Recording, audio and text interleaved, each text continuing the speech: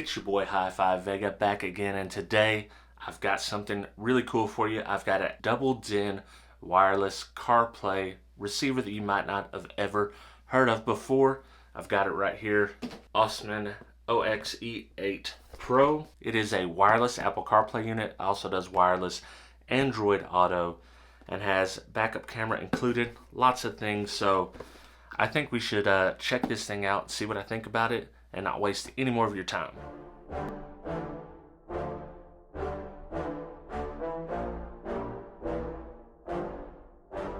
Yeah, I just want to be the greatest. All right, let's check this unit out and see what the outside of the box tells us. So obviously you kind of get a display here showing the Apple CarPlay situation. And then on the side, you get the model number, the OX-E8 Pro. This can be hard for you to see here, but this is a wireless CarPlay X-E8 Pro. So this does have wireless Apple CarPlay, which is nice. I believe it also works with Android Auto as well. Let's open it up and see what is included inside of the box. We have our microphone here. We have a few things in our accessory pack. This here looks to be the video cable for the backup camera, which I do believe this includes. Our power plugs, USB, and a antenna. So here we have the mounting hardware.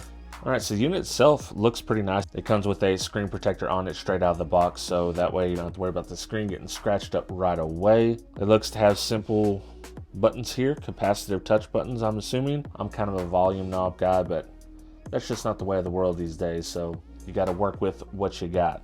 It has this cool carbon fiber look plastic on the back. I mean, no one's ever gonna see this, but I think it's a cool touch. You've got a pretty juicy heat sink on. All right, as far as input output, you have a video in, audio in, and then you have the front camera, the rear camera, and then some video ins right here. As far as RCA outputs, you have front and rear, left and right, and then for the sub, you just have a single out, which is fine. That's all you need for a sub. So you do technically have 3 sets of RCA outs. All right, now we're gonna test for power output. I am going to use a 1 kilohertz track. All channels will be driven. This will be a 4 ohm load because that's basically all head units can do. We'll see how much power we get up to clipping.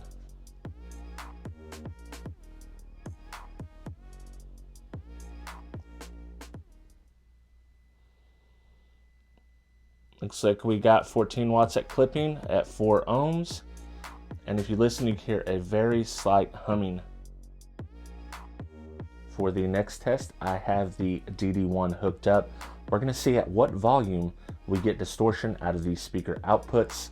1 kilohertz track is loaded, ready to go, 0 dB overlap. So let's get to it. Let's see what volume we get distortion at.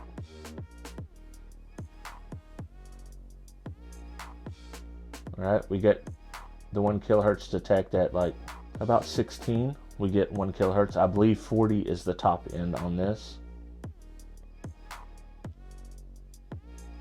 Okay, so 37 is the full clean volume before you reach distortion. You go up to 38, you get distortion. In my opinion, that's not too bad. I mean, you basically can almost go all the way up without reaching distortion. So the next test, we'll jump into the RCA voltage output and we'll see how much voltage we're getting out of the RCAs. The next test we're doing is the RCA voltage output. So we're gonna see what kind of voltage we actually get.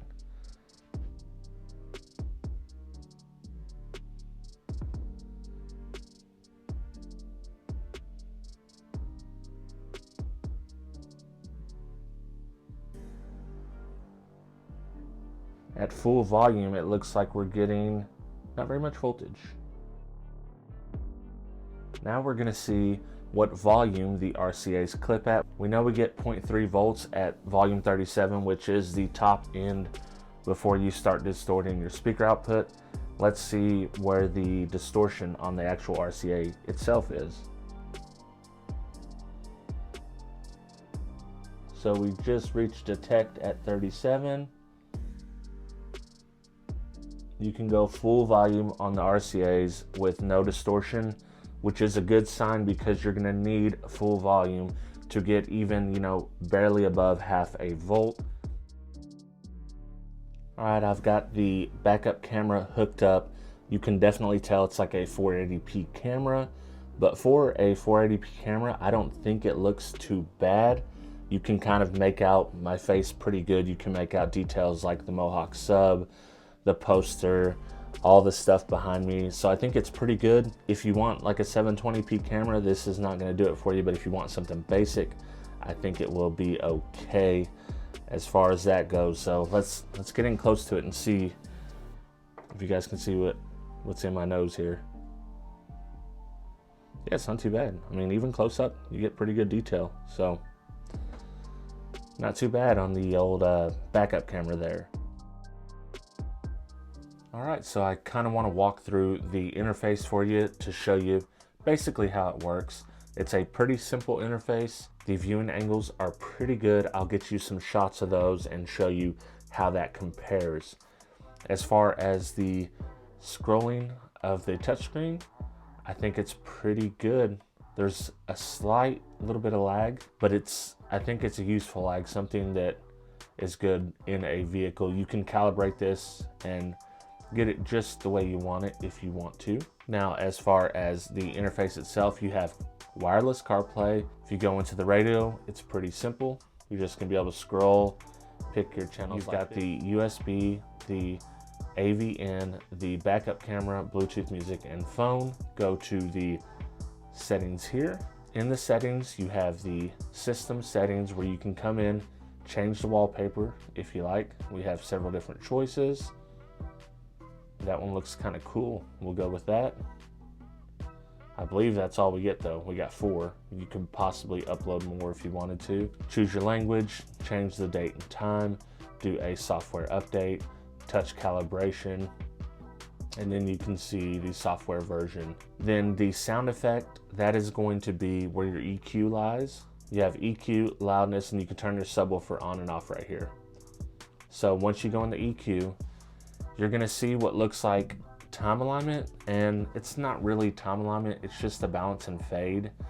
So if you were to click over to driver, what it's gonna do is fade and balance your sound up to the driver. If you've done co-pilot, it would do just the opposite, bringing it to the co-pilot. Backseat, it would fade it to the back. And standard is gonna be right in the middle. So instead of like a true time alignment, this is just using the faders, which you can do to get a time alignment situation going on. It's a pretty simple EQ. It's parametric. It is not left and right. It's a global EQ. So if you change one, it's going to change on everything that plays within that frequency. But it's pretty easy to control and change here. Now we'll see what it looks like when we plug a USB in. If you have information, it will pop up right here. If it has album artwork, it will pop up right here.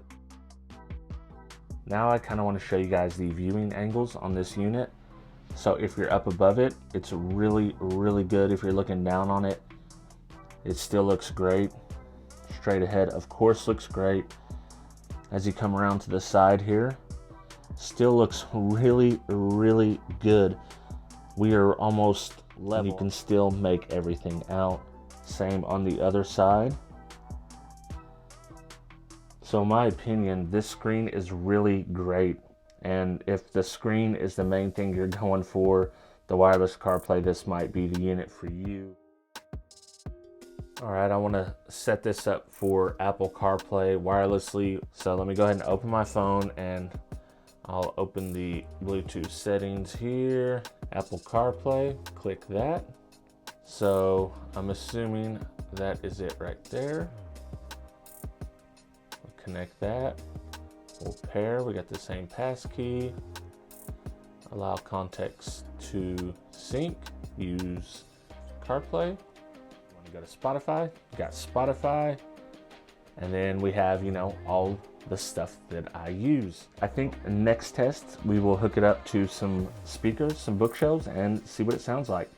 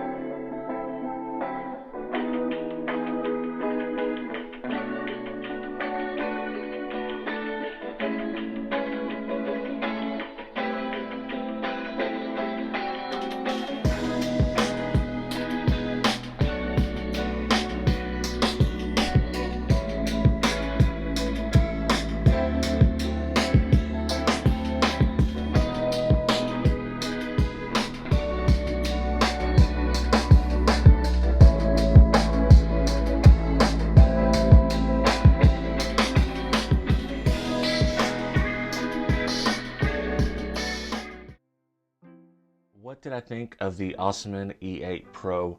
Overall, I think for $400, it's a pretty good value. It does have one fatal flaw, so to speak. It does not even give you 1 full volt of output on the RCAs, even at full volume. So if you're gonna pick up this unit, I would probably use speaker level to an amp that would accept it, like a Kicker or a Rockford Fosgate amp. Both those would do fine that way. So this is competing with other wireless CarPlay units like Boss, like Jensen, like Dual, some of the lower end units, and I think that this competes well. I did get confirmation that that screen is 1024 by 600, so it's just under 720p. I think it's decent. It has really good viewing angles. The colors are good. So outside of it being less than 720p, I think it is pretty solid. The touchscreen works great, no problems there whatsoever. I thought it was very responsive. The Bluetooth and the CarPlay worked fine. It gave me 14 watts out of the outputs, which is pretty standard for a car audio unit. You can go all the way up on volume 40 without the RCAs distorting, so that is very nice. You can turn the head unit all the way up to 37 without the speaker outputs distorting, so that is pretty nice as well. You also have 3 sets of RCA output. You have video in, you have steering wheel control capability, you have everything you need except maybe a CD player. If you're still going to use CDs, you know, it'd be nice to have a volume knob on there, but I understand that it is kind of hard to put that volume knob on there without making it look pretty ugly. So with all that being said, I think the choice is up to you whether this is a good value for you. I can tell you that at $369, $399, you're right in the ballpark of the cheapest wireless CarPlay units you can get. I know that we're having a shortage of head units out there everywhere, so I think this is a valid option if you keep the RCA outputs in mind. With all that being said, I hope you do enjoy these type of videos, and if you do like this stuff, you're not subscribed, you know, hit that subscribe button, hit the bell, and you'll see more stuff like this when it comes out. And for those of you that watch all the content, like and comment, I appreciate each and every one of you, and I hope to see every single one of you in the next video. Huge shout out to all my Patreon supporters, but a special shout out goes to the 6-star or more members: 2001 Monolithic, G Nava, Joaquin Juarez, El Fuego Audio, Travis McClendon, Brandon Hanna, William Berg, Boxboy Audio Sound Solutions, Jesus Tires, Dennis Cromwell Jr., Scott Dilbeck, D Stewarts, Aaron Waltz, David Kozlik, Scott McCord, Matthew Tolberg, Debo Bass, Corey D, Trucker 9000, Bobby Burkett, Kevin Lautner, the Cardio Guy, and James Childers. For as little as $2 a month, you can join the team and get access to the exclusive Patreon-only podcast that goes on every single month. If any of this sounds interesting to you, check me out at patreon.com/HifiVega.